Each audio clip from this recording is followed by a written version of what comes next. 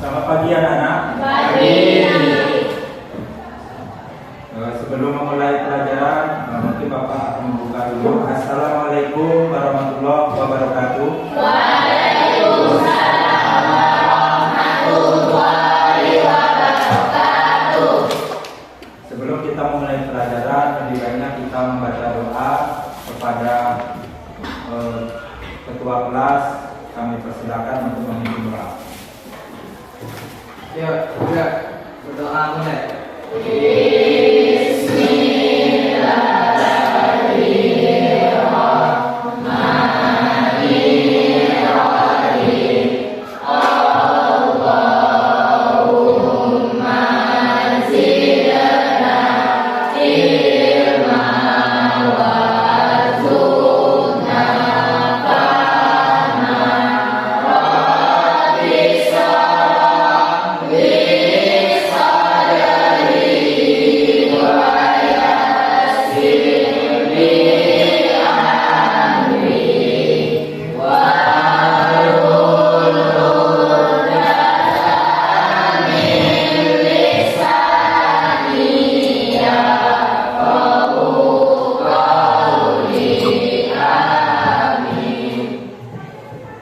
Selanjutnya Bapak akan presensi atau absen yang nama-namanya dipanggil. Selanjutnya kita absen dulu. Asifa Amanda, Hadir. Serdi Amelia, Hadir. Eli, Irmawati, Revan, Ajungklo, Fahmi, Nada, Ria, Hadir. Rizkia, Siva, Hadir, Pak. Lucy, Hadir. Baiklah, semuanya hadir. Kemudian Bapak sebelum memulai pelajaran tentunya akan mengkondisikan lokal terlebih dahulu, kerapian kalian, tempat duduk kalian, tolong dirapikan.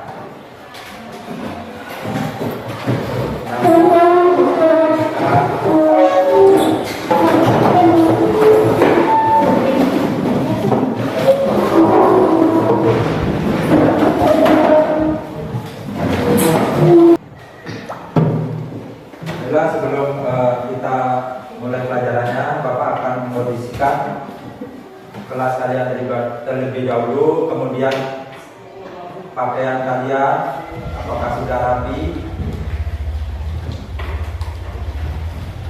Selanjutnya kepada siswa-siswi diharapkan untuk mengeluarkan buku mata pelajaran.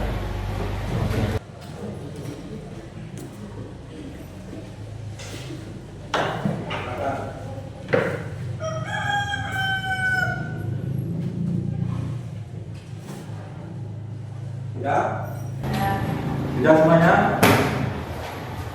Kurang semangat. Sudah semuanya? Baiklah, selanjutnya Bapak akan mengenalkan materi pelajaran pada pagi hari ini, yaitu pelajaran kita pada pagi hari ini adalah dakwah Nabi Muhammad SAW periode Madinah. Baiklah, selanjutnya Bapak akan memberikan motivasi sedikit tentang materi pada hari ini. Ya, dengan belajarnya strategi dakwah Nabi Muhammad SAW di Madinah, mudah-mudahan kita bisa memiliki akidah atau keyakinan yang kuat. Kemudian kita bisa bersikap tegas menolak kekufuran, kemusyrikan dan kemaksiatan. Kemudian motivasi selanjutnya yaitu kita bisa sabar dalam menghadapi ujian dan cobaan. Kemudian kita memiliki rasa tanggung jawab terhadap tugas dan amanah. Mudah-mudahan dengan belajarnya ini kita mempunyai motivasi yang Bapak sebutkan tadi. Baiklah, selanjutnya Bapak akan menjelaskan materi kita pada hari ini, yaitu dakwah Nabi Muhammad SAW periode Madinah. Jadi sebelum memasuki materi ajar, Bapak akan menjelaskan tujuan pembelajarannya. Yang pertama yaitu peserta didik diharapkan mampu menguraikan kondisi masyarakat Madinah sebelum Islam dengan benar. Kemudian peserta didik diharapkan mampu menguraikan misi dan strategi dakwah Rasulullah SAW di Madinah dengan benar. Kemudian peserta didik diharapkan mampu menyimpulkan misi dan strategi dakwah Rasulullah SAW di Mekah dan dengan tepat. Kemudian menguraikan peperangan Rasulullah SAW dan para sahabat dengan benar. Lalu yang kelima yaitu mengimplementasikan semangat perjuangan Rasulullah SAW dalam kehidupan sehari-hari. Apakah kalian tahu Mekah dan Madinah? Tahu. Apakah di antara kalian ada yang tahu tentang apa itu Mekah, atau di dalam Mekah itu terdapat apa? Di antara kalian ada yang tahu? Kami persilakan. Irma, kami silakan. Setahu saya Mekah itu tempat beribadah haji dan umroh yang terdapat Ka'bah dan air Zam-Zam. Terima kasih, Irma. 100 untuk Irma. Kemudian selanjutnya Bapak akan mempertanyakan tentang pemantik, ya. Jadi sebelum memasuki dakwah Nabi Muhammad, kira-kira kalian tahu apa saja strategi dakwah Nabi Muhammad di Madinah? Ada yang tahu? Kami persilakan. Silakan. Membangun masjid, menjalin persaudaraan, membangun kerukunan, dan membangun masjid. Ya, bagus, 100. Bila kita langsung memasuki materi kita pada hari ini, kita bisa lihat di monitor kita, yaitu dakwah Nabi Muhammad SAW. Nah, di sini ada peta konsep yang dimana nanti perjalanan Nabi Muhammad ketika berdakwah di Madinah. Yang pertama tentu saja pola dakwah Nabi Muhammad SAW periode Madinah. Kemudian usaha-usaha Nabi Muhammad dalam membangun masyarakat Madinah melalui kegiatan perekonomian dan perdagangan. Selanjutnya peperangan Rasulullah SAW periode Madinah dan pelajaran yang dapat diambil dari usaha-usaha Rasulullah SAW dalam membangun masyarakat Madinah melalui kegiatan ekonomi dan perdagangan. Kemudian meneladani semangat perjuangan Rasulullah SAW dan para sahabat di Madinah. Itu peta konsep untuk hari ini. Nah, ini materi pada pagi hari ini. Jadi nanti ketika Bapak menjelaskan materi ini, Bapak harap kalian menyimpulkan atau merangkum per kelompok dan nanti akan ditampilkan presentasinya per kelompok. Jadi yang pertama, pola dakwah Nabi Muhammad SAW. Yang pertama yaitu tahun ke-11 kenabian Nabi Muhammad, bertemu 6 penduduk Madinah dan dia bercakap-cakap atau ngobrol. Ya, ketika itu Nabi Muhammad ngobrol dengan penduduk Madinah yang datang ke Mekah. Kemudian dia ngobrol dan akhirnya 6 orang Madinah tadi masuk Islam. Kemudian tahun berikutnya Nabi menemui 5 orang penduduk Madinah yang datang ke Mekah. Mereka membaiat atau mengambil janji. Kalau bahasa kita janji, kalau bahasa Arab baiat, untuk melaksanakan ajaran Islam atau masuk Islam. Jadi dengan janji itu Nabi Muhammad meminta 5 orang tadi masuk Islam. Kemudian tahun ke-13 dari kenabian, Nabi bertemu 75 orang Madinah yang baiat kepada Nabi atau berjanji kepada Nabi. Berarti semakin banyak karena 5 orang tadi pulang ke Madinah, kemudian membawa orang Madinah ke Mekah semakin banyak untuk menunaikan haji. Jadi sekitar 75 orang yang dibaiat atau mengambil janji. Selanjutnya kelompok-kelompok yang sudah dibaiat kepada Nabi menyebarkan ajaran Islam ke Madinah. Jadi kelompok yang sudah dibaiat atau dijanji sama Nabi tadi masuk Islam, kemudian dia mengajarkan agama Islam di kota Madinah. Jadi dia masuk Islamnya di Mekah, kemudian dia pulang ke Madinah, kemudian mengajarkan Islam di Madinah. Kemudian selanjutnya kaum Quraisy mengetahui dukungan yang datang dari penduduk Madinah. Jadi sebelumnya itu orang Madinah yang masuk Islam itu tanpa sepengetahuan orang Quraisy. Orang Quraisy ini masyarakat Mekah tadi, masyarakat jahiliyah, ya kan? Jadi ketika sudah banyak 75 orang, kaum Quraisy ini mengetahui bahwasanya ada pendukung Nabi Muhammad. Selanjutnya yaitu Nabi Muhammad memerintahkan sebagian sahabatnya untuk hijrah ke Madinah. Jadi sebelum Nabi Muhammad pindah atau hijrah ke Madinah, sahabat tadi itu disuruh pindah dulu, sahabat-sahabat Nabi yang di Mekah, karena takut nanti kalau Nabi dahulu pindah, sahabat yang di Mekah ini diserang oleh kaum Quraisy. Makanya sahabat Nabi disuruh pindah terlebih dahulu. Kemudian Nabi Muhammad, Abu Bakar, Ali masih berada di Mekah untuk melindungi keluarga dan umat Islam lainnya. Jadi Nabi Muhammad, Abu Bakar, sahabat Nabi yang pertama, kemudian Ali masih di Mekah untuk melindungi Nabi Muhammad. Kemudian setelah itu Nabi Muhammad menerima wahyu hijrah dari Allah SWT. Kemudian Nabi melakukan hijrah bersama Abu Bakar ditemani seorang penuntut jalan. Jadi Nabi Muhammad itu ketika di Mekah dia menunggu wahyu dari Allah, ya, yaitu wahyu tentang hijrah. Bahwasanya Nabi Muhammad dibolehkan hijrah ke Madinah. Ketika wahyu tadi turun, Nabi Muhammad sudah mendapatkan wahyu tadi, barulah Nabi Muhammad hijrah ke Madinah.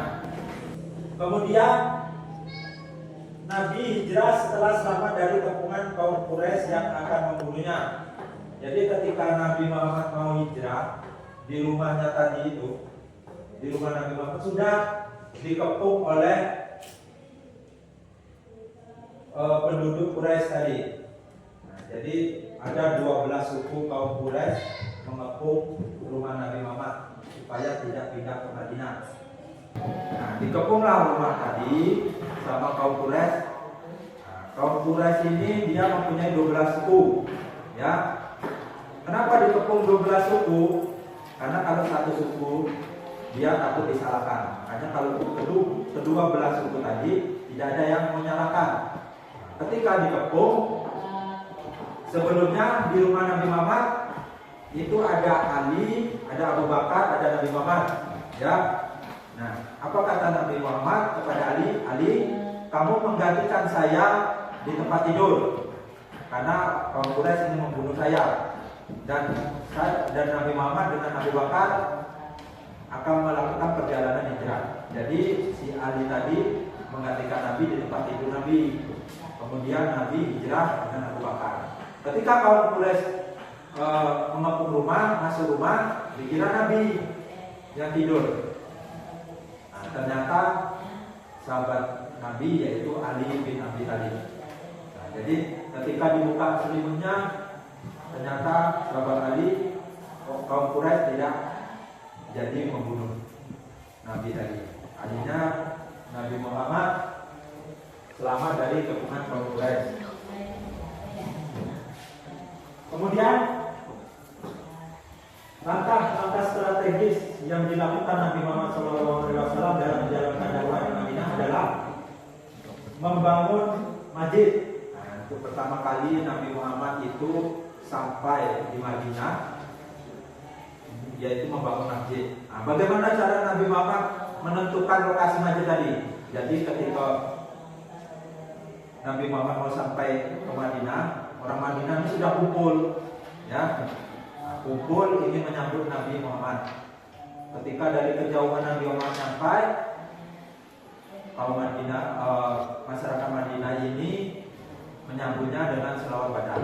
Nah, ketika sampai di Madinah, pertama kali Nabi Muhammad membangun masjid. Cara menentukan di mana lokasinya, yaitu dilepaskan satu onta. Kemudian onta itu di mana dia berhenti tadi, disitulah masjid yang akan dibangun. Maka dilepas onta tadi. Berhenti dia di tanah milik Suhail dan Sahel bin Nabi bin Umar bin Salawat. Berhenti di tanahnya itu.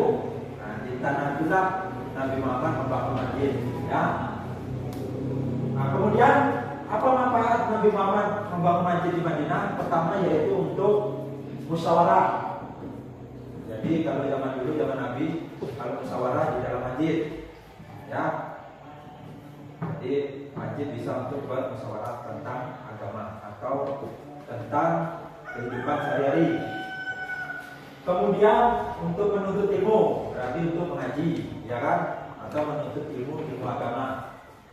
Kemudian kalau di zaman Nabi dulu, masjid yaitu untuk menghimpun kekuatan atau menghadapi musuh atau mengatur siasat perang. Jadi ketika Nabi ingin mengatur pasukan, itu di dalam masjid Nabi Muhammad berkumpulnya.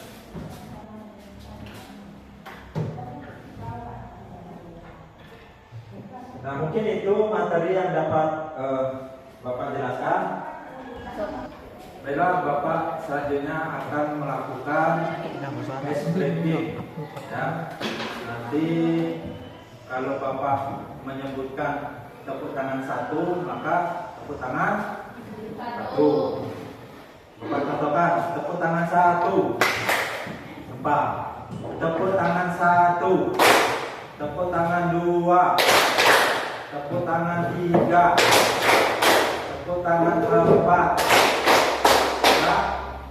Ya? Kemudian tepuk tangan satu, tepuk tangan dua, tepuk tangan tiga. Nah, berarti belum konsentrasi, belum fokus. Ulang lagi. Tepuk tangan dua. Nah, belum fokus lagi. Ayo fokus. Tepuk tangan tiga. Nah, belum fokus lagi. Ulang lagi. Ya, dari satu. Yo. Tepuk tangan satu. Tepuk tangan dua. Tepuk tangan tiga. Tepuk tangan empat. Satu. Terus lagi. Kalau Bapak nyebut tepuk tangan satu, baru tepuk tangan. Ya. Tepuk tangan dua. Belum fokus. Ya. Sekali lagi. Tepuk tangan dua. Tepuk tangan tiga. Satu. Belum juga fokus. Kalau Bapak nyebutkan tepuk tangan satu, berarti langsung tepuk tangan. Tapi kalau satu jangan, ya. Harus fokus. Tepuk tangan satu, dua. Ayo fokus lagi, sedikit lagi. Tepuk tangan dua. Ulang lagi. Tepuk tangan dua. Tepuk tangan tiga. Empat. Gagal fokus lagi yang lain. Sekali lagi. Tepuk tangan 1. Tepuk tangan 2. Itu tadi Bapak explaining untuk supaya kalian lebih fokus lagi ya. Selanjutnya kita akan melihat beberapa video. Nanti setelah melihat video, masing-masing kelompok untuk berdiskusi, kemudian presentasi ke depan ya. Keberhasilan dakwah Rasulullah SAW di Madinah merupakan tonggak penting dalam sejarah Islam. Salah satu kunci utama keberhasilan ini adalah persiapan matang yang dilakukan Rasulullah sebelum hijrah, termasuk pengiriman Mus'ab bin Umair sebagai duta dakwah. Mus'ab berhasil menyentuh hati banyak penduduk Madinah, khususnya dari suku Aus dan Khazraj, sehingga mereka memeluk Islam dan berjanji mendukung Rasulullah melalui Baiat Aqabah. Ketika Rasulullah tiba di Madinah, masyarakat menyambutnya dengan antusias, yang menjadi dasar pembentukan komunitas Islam yang solid. Rasulullah juga mempersatukan berbagai suku dan kelompok di Madinah, termasuk kaum Muhajirin dan Ansyar, melalui Piagam Madinah, yang merupakan perjanjian untuk hidup berdampingan secara damai dan saling mendukung. Selain itu, strategi dakwah Rasulullah di Madinah mencakup pendekatan sosial, politik, dan keagamaan yang holistik. Rasulullah membangun Masjid Nabawi sebagai pusat kegiatan keagamaan dan sosial, memperkuat ukhuwah Islamiyah, serta menerapkan sistem keadilan yang adil bagi semua kalangan. Beliau juga membangun hubungan diplomatik dengan suku-suku di sekitar Madinah melalui perjanjian damai dan kerjasama. Hasilnya, Islam berkembang pesat di Madinah, baik dalam jumlah pengikut maupun dalam pembentukan sebuah masyarakat yang harmonis dan kuat. Keberhasilan ini menunjukkan kebijaksanaan, keteladanan, dan strategi Rasulullah dalam menyebarkan Islam dan itu tadi video strategi Nabi Muhammad ketika sampai di Madinah. Kemudian Bapak akan membagikan LKPD atau lembar kerja peserta didik. Nanti kalian diskusikan, kemudian kalian presentasikan ke depan ya.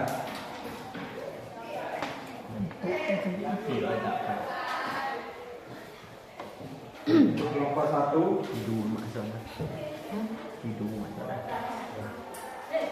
kelompok 2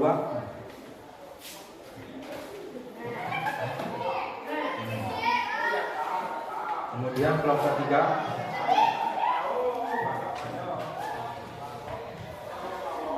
nah masing-masing kelompok Bapak harapkan untuk kumpul diskusi. Masing-masing kelompok silakan. Dipersilakan ke masing-masing kelompok untuk berdiskusi. Bapak kasih waktu 15 menit.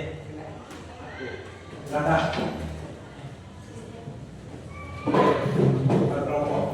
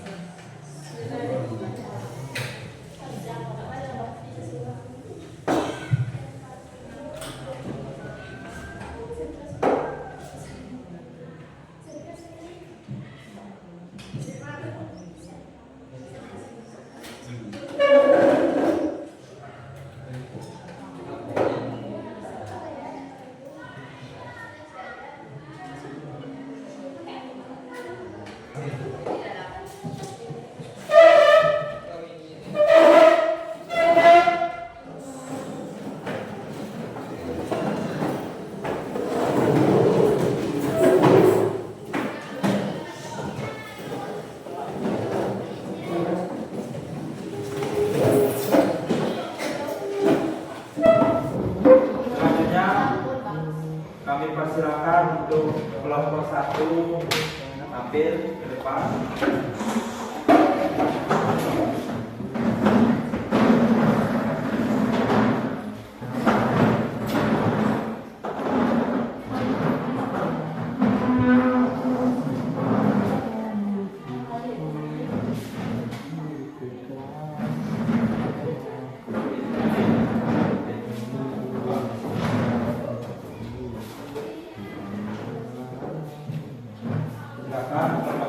untuk memperkenalkan atau menyampaikan materinya.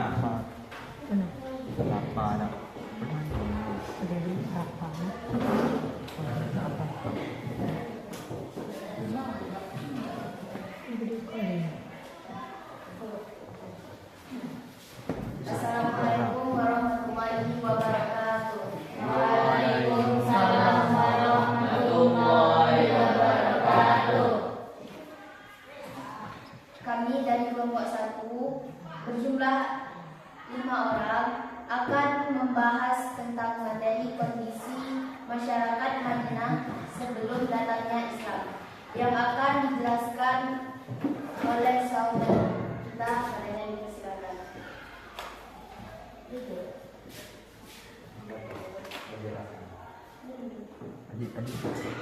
Kondisi masyarakat Madinah sebelum datangnya Islam. Sebelum datangnya Islam, masyarakat Madinah memiliki kondisi sosial dan pekerjaan yang beragam. Kondisi sosial, masyarakatnya hidup dalam kelompok-kelompok suku, yaitu suku Aus dan Khazraj. Sejarah, Madinah dikenal sebagai kota oasis, didominasi oleh suku-suku Yahudi hingga sekitar tahun Islam ketika beberapa suku Arab memperoleh kekuasaan politik. Kaum Yahudi yang pindah ke Madinah adalah Yahudi Bani Qainuqa, Yahudi Bani Nadir, dan Yahudi Bani Quraiza. Terima kasih, saya kembalikan kepada moderator. Baik, terima kasih saudari Silis. Selanjutnya bagi kelompok yang ingin bertanya, silakan.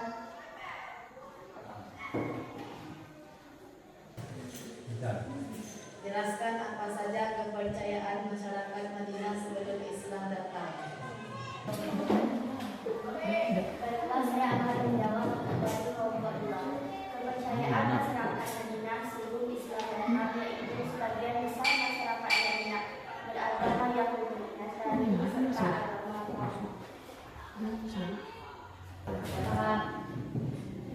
Baik, terima kasih. Inilah yang dapat kami presentasikan. Saya akhiri. Assalamualaikum warahmatullahi wabarakatuh. Tepuk tangannya. Selanjutnya kelompok 2 kami persilakan untuk ke depan.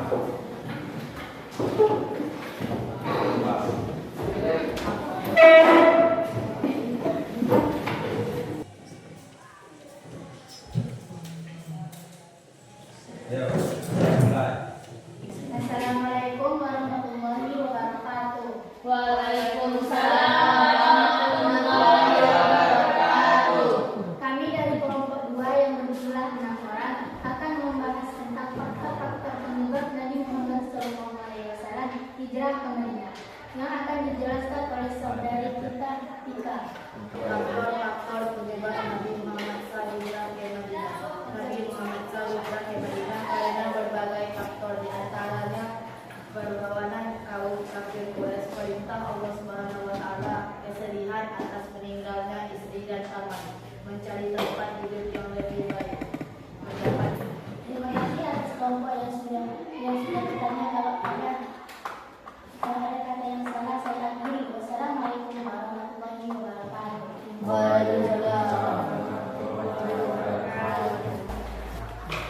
Baiklah, terima kasih kepada kelompok-kelompok yang sudah menampilkan presentasinya. Mudah-mudahan bermanfaat bagi kalian semua. Selanjutnya Bapak akan menyimpulkan materi pada hari ini, yaitu yang pertama, kepercayaan masyarakat Madinah sebelum Islam datang, yang dimana masyarakat Madinah itu mempunyai beberapa agama selain Islam, yaitu Yahudi, Nasrani, dan lain sebagainya. Kemudian selanjutnya faktor-faktor penyebab Nabi Muhammad hijrah ke Madinah, yaitu karena adanya intimidasi dari kaum Quraisy yang akan menyerang umat Islam. Kemudian penyebab kedua ialah masyarakat Madinah agama dari Rasulullah, sehingga Rasulullah ini pindah ke Madinah untuk menyebarkan Islam lebih luas. Kemudian selanjutnya kesimpulannya, strategi Nabi Muhammad SAW ketika sampai di Madinah yaitu membangun masjid, kemudian merupakan kaum Ansor dan kaum Muhajirin dan lain sebagainya. Nah, apakah kalian semua sudah paham tentang kondisi masyarakat Madinah? Paham? Paham. Kemudian apakah kalian sudah memahami kenapa atau penyebab Nabi Muhammad itu hijrah? Paham? Nah, mungkin itu yang dapat kita sampaikan pada hari ini. Mudah-mudahan untuk kedepannya kalian belajar lebih giat lagi supaya bermanfaat untuk agama kita dan bangsa. Mungkin dapat Bapak tutup atau Bapak akhiri dengan wassalamualaikum warahmatullahi wabarakatuh.